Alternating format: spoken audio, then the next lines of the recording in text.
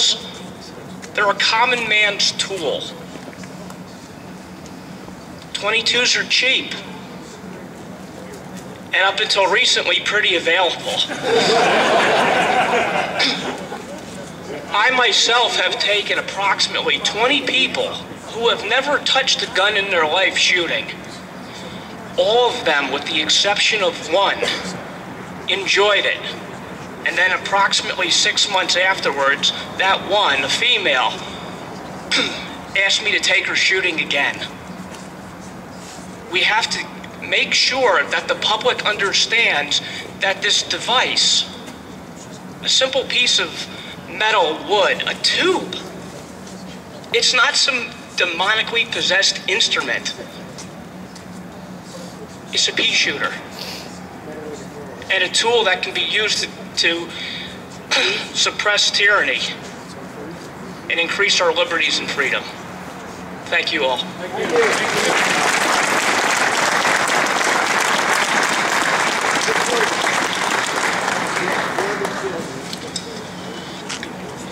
Well, my name's Kevin MD, and I just want to say that I'm kind of offended that they dare lump normal gun owners into the same category as somebody that got up in the morning and said, hey, let me go kill mom.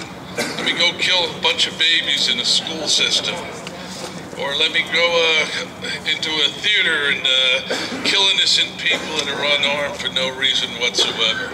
And it's time that the legislative branches understand we're not the same as these criminals.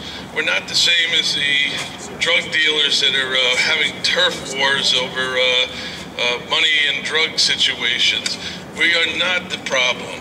And basically get off our backs.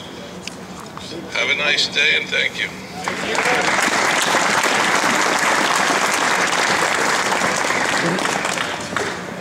Good morning, everybody. My name's Cirrus. I'm a pretty simple guy, kind of black and white. I just want to bring up a couple of points. One of my very best friends is a cop up in North Jersey, and he and I grew up together in that small town where he's now a cop. And we got into a lot of trouble as kids. Trouble with the cops, kind of innocent stuff, but we got into some trouble. And what's interesting to me is a couple of my friends and I would be pulled into the police station, and we were afraid of two things. We were afraid of being in trouble with the cops, but we were also in trouble of our parents showing up. Today, my friend who's a cop in that town who got in trouble with us now tells me that the parents come into the police station and yell at the cops for giving their kids a hard time. My point to this is what this lovely lady over here said from Brooklyn. Society is changing. Parents could probably do a lot better job teaching their kids the respect for law enforcement, for teachers, for everybody else. Let's be honest, we've had guns back when I was a kid. We had cops when I was a kid. But things are changing now. We feared the cops back then because it was the respectful thing to do as a kid who just got into trouble for throwing an egg at a car. We feared our parents. Today, it's the exact opposite, like I said. And to me, society is changing. It's not the guns, it's society that is becoming more of the problem. The other thing I want to point out, kind of rambling thoughts, which is the way I work. The NRA's Eddie Eagle program does one thing, and it teaches kids that when you see a firearm, to stop immediately, to not touch it, to run to an adult and tell him the location of that firearm. But Eddie Eagle's not allowed in a lot of schools for the simple reason that it's an NRA-backed program. Common sense. Common sense. It costs the schools nothing, and yet it's blocked from the schools. Thank you.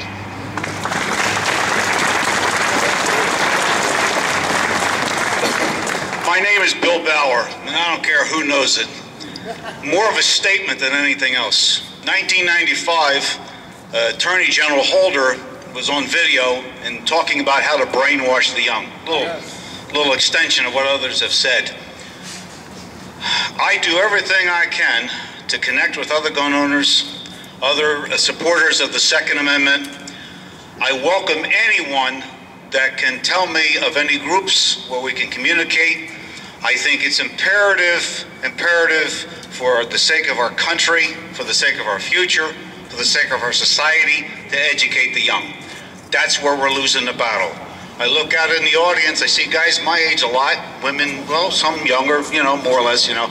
But the point is that we need to educate the young. We need to connect with each other and educate the young. So again, anyone's got any information they want to share with me, I'd love to hear about it. Anyway, that's it.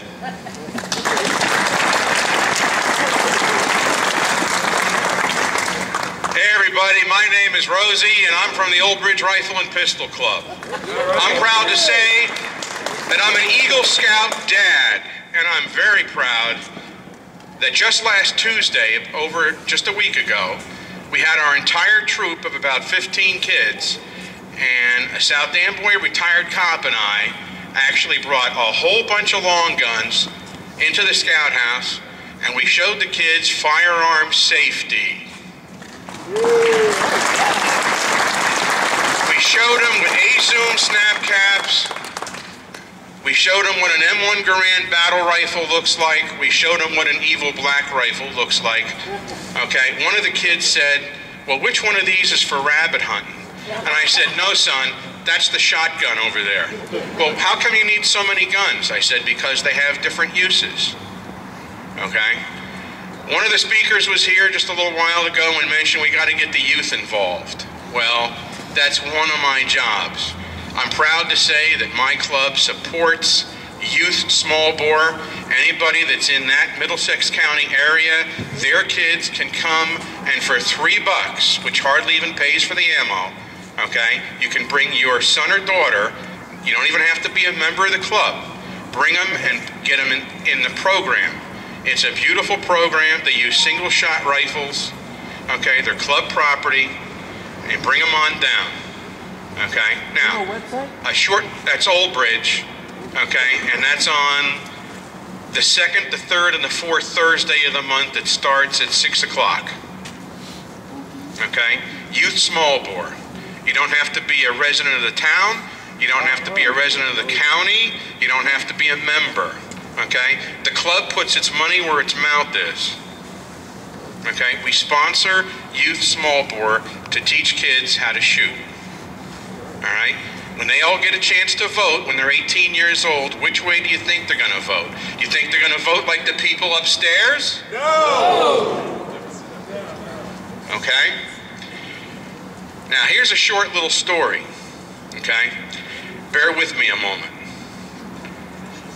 They're deciding right now whether or not they're going to turn me into a criminal because I happen to own a .50 caliber rifle. The .50 caliber rifle I actually use is to teach the Boy Scouts how to shoot a percussion cap lock muzzle loader. The law as written right now is so vague that they're going to try to outlaw flintlocks and percussion muzzle loaders with rifled barrels that exceed .50 caliber. So a .54 caliber rifled barrel or a .58 caliber rifled barrel or anything else that's rifled that's bigger than that, including a 20 gauge shotgun that some of the deer hunters use or a 12 gauge shotgun with a rifled barrel, okay? That's all with one sweeping piece of legislation with one stroke of the pen. That's how ridiculous some of the law is here. Okay, I only picked one to talk about because I don't want to bore everybody to death. Okay, but I'm out of the closet. I'm an Eagle Scout dad, and I'm damn proud of it. Give me your kids. I want to teach them how to shoot. Give me your kids.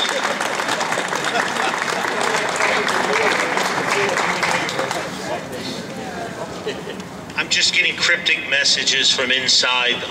I'm sure we'll get full details from Bach and Flamingo later on, but they switched it up. They were in such haste to get all of these bills rammed through. They told everybody in the committee rooms they were not allowed to give statements on bills till after they voted on the bill. And a protest started from an elderly woman on our side, and finally one assemblyman, I don't know who yet, spoke up for us. So now they're hearing testimony before they vote on the bill, which would normally make sense. So it just goes to show you the true agenda here. And are they going to vote on the bill before they read it? we hope. That's a good question. Are they going to vote on the bill before they read it? No, we'll pass it, then we'll read it, like Obamacare. Rosie, I don't want to break this microphone, but it was set for you. Any other speakers, please come up if you want to share any stories. This lovely young lady spoke before. You know, she was just enlightened with firearms, and any other stories, we'd love to hear them. I'm sorry the gentleman left with the red vest before, you know, saying it was racist or whatever, because a lot of people forget. I speak for the National Rifle Association for NRA University.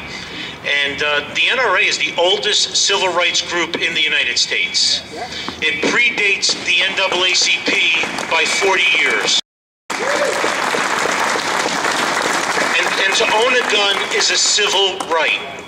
And I find the shooting sports one of the most unbiased, unracist things that you can do in your life. When I'm at a port and someone's next to me, I don't notice what color or what religion they are. I do know that if I ask someone what gun they're shooting, the first thing they'll say is, "You want to try it?" Am I right? Am I right? And I'm the same way. Here, you want to try my gun? I don't say. We're all just Americans. We're just all like when we're down on the line in a football game. We're all just Americans. Correct. We're all just Americans. So, but the press and the antis have portrayed us for so long. You know, the way we look, the way we act. When I have NRA instructor courses, Ken, you've been through some of them. We've talked when you became a training counselor. Whenever the class starts and there's 6 or 7 instructor candidates or training counselor candidates in a room, I look around and go, damn, nobody here looks like an NRA member or a gun owner, because the press portrays us all as like these monsters, you know, no teeth. Well, some are teeth, some over here, some over there, you know, but the way they portray us, and you know, I'll have moms in the room and businessmen and bankers, and it's such a strong fraternity, and I do take it personally when people say that it's a racist thing or it's a white sport. I really take it personally, because it is a civil right, and I'll educate people all the time. A lot of people don't know, but you know, the racism started with gun registration after the Civil War, and it was the 14th Amendment and fighting the Jim Crow laws in the South to make it easier for people to own firearms. That started the big movement, and a lot of our inner city people don't know that because they're not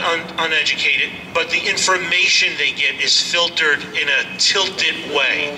Like Atlantic City had a test, Asbury Park had a test that if you wanted a firearms ID card, you had to take a 10-question test in front of the officer, and if you got any of the 10 questions wrong, it disqualified you from getting a firearms ID card. And I had a copy of that test. NJ2AS fought that with Operation Established Compliance, and the Asbury Park Police stopped using it. But question number 1, I'll never forget it. Question number 1, you had to answer this in front of the law enforcement officer, was, it is okay not to teach your children about firearm safety. True or false? Yes, that's called a double negative, all right? There was 10 of them on the test. As soon as I saw it, I stepped back from the test. I'm like, I'm not taking that test. I would definitely get one wrong. But we tend to discriminate in the inner cities against people. Notoriously, anybody here from Weehawken? I get a lot of students from Weehawken, and students will tell me it takes 6 months to get their firearms ID card. I get a sports player from the Giants, took him 6 days to get his firearms ID card in Weehawken. Nice, right? So, it's us and them. Yes, sir. Woodbine, New Jersey, 9 months. 9 months State in Woodbine, New Barracks. Jersey. Somebody sent me a form for Cranford last night. They want 6 references for firearms ID card. They edit their own sheet. I just got a text from the inside from Scott Bach. Let me see if I can give you an update here. It's a kangaroo court, total farce, not even letting most folks testify, and they're making that an issue, and there's a big uproar in the room right now, because they're not letting us testify. All right, I have more updates on bills. Jen, you have your list? Okay. A3754 requires firearm seizure when mental health professional determines patient poses threat to harm ourselves or others. They did not vote. The chairman just changed the rules in there. It's all blanked up. They are speeding the process through and denying people their First Amendment rights. Boy, I hope somebody's in there to record this.